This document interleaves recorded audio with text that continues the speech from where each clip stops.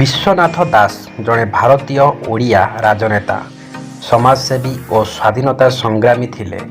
ସେ ବିଲାତ ଶାସନ କାଳରେ ଓଡ଼ିଶା ପ୍ରଦେଶର ପ୍ରଧାନମନ୍ତ୍ରୀ ଥିଲେ। ସେ ମଧ୍ୟ ଉତ୍ତରପ୍ରଦେଶର ରାଜ୍ୟପାଳ ଥିଲେ। ଶେଷରେ ଓଡ଼ିଶା ପ୍ରଦେଶର ମୁଖ୍ୟମନ୍ତ୍ରୀ ଥିଲେ। ସେ ଲୋକସେବକ ମଣ୍ଡଳର ଆଜୀବନ ସଦସ୍ୟ ମଧ୍ୟ ଥିଲେ। ଓଡ଼ିଶା ରାଜଧାନୀ ଭୁବନେଶ୍ୱର ଓ ତାଙ୍କ ଗାଁ ପୋଲସରା ନିକଟବର୍ତ୍ତୀ ବେଳଗାଁ, ଜିଲ୍ଲା ଗଞ୍ଜାମ, ଓଡ଼ିଶା। ତାଙ୍କର ପ୍ରତିମୂର୍ତ୍ତି ନାହିଁ।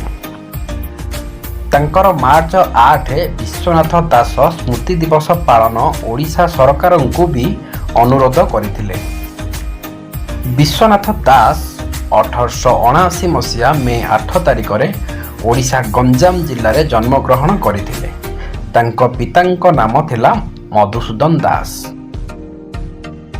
ସେ ରେଭେନ୍ସା ମହାବିଦ୍ୟାଳୟରୁ ସ୍ନାତକରେ ଉତ୍ତୀର୍ଣ୍ଣ ହେଲା ପରେ 1918ରେ କଲିକତା ବିଶ୍ୱବିଦ୍ୟାଳୟରୁ ଆଇନରେ ସ୍ନାତକୋତ୍ତର ଶିକ୍ଷା ସମାପ୍ତ କରିଥିଲେ। ମାଡ୍ରାସଠାରେ ଆଇନ ବ୍ୟବସାୟ କରୁଥିବା ସମୟରେ ସେ 1921 ମସିହାରେ ଭାରତୀୟ ଜାତୀୟ କଂଗ୍ରେସରେ ଯୋଗ ଦେଇଥିଲେ। ସେହି ବର୍ଷ ସେ ମଧ୍ୟ ଗଞ୍ଜାମ ଜିଲ୍ଲାର ଛତ୍ରପୁର ତାଲୁକା ପରିଷଦର ସଭାପତି ପଦକୁ ନିର୍ବାଚିତ ହୋଇଥିଲେ। ସେ ମାଡ୍ରାସ କାଉନସିଲକୁ 3 ଥର ନିର୍ବାଚନ ହୋଇଥିଲେ। ପରେ ସେ ସ୍ୱାଧୀନତା ସଂଗ୍ରାମରେ ଭାଗ ନେବା ପାଇଁ କାଉନସିଲରୁ ଇସ୍ତଫା ଦେଇଥିଲେ ଓ ବାରମ୍ବାର ଜେଲ୍ ମଧ୍ୟ ଯାଇଥିଲେ। ସ୍ୱତନ୍ତ୍ର ଓଡ଼ିଶା ପ୍ରଦେଶ ଗଠନରେ ତାଙ୍କର ପ୍ରଚେଷ୍ଟା ପ୍ରଣିଧାନ ଯୋଗ୍ୟ। 1936 ମସିହାରେ ସ୍ୱତନ୍ତ୍ର ଓଡ଼ିଶା ପ୍ରଦେଶ ଗଠନ ହେଲା ପରେ ସେ 1937 ମସିହାରେ ଓଡ଼ିଶାର ପ୍ରଥମ ପ୍ରଧାନମନ୍ତ୍ରୀ ହୋଇଥିଲେ।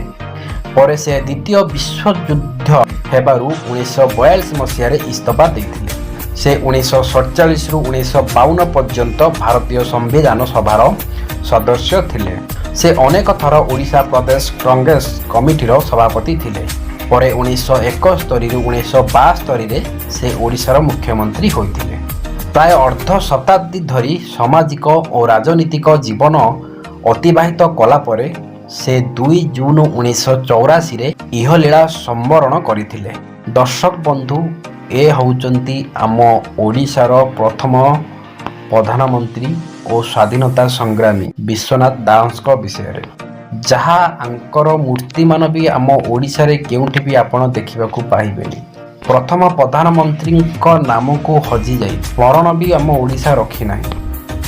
ଦର୍ଶକ ବନ୍ଧୁ, ଏଭଳି ଭିଡ଼ିଓ ଦେଖିବା ପାଇଁ ଆମ ଚ୍ୟାନେଲକୁ ସବସ୍କ୍ରାଇବ୍ କରନ୍ତୁ। ଭିଡ଼ିଓଟି ଭଲ ଲାଗିଥିଲେ ଆପଣଙ୍କ ସାଙ୍ଗମାନଙ୍କୁ ସେୟାର କରନ୍ତୁ। ଆପଣଙ୍କ ମତାମତ ଦିଅନ୍ତୁ।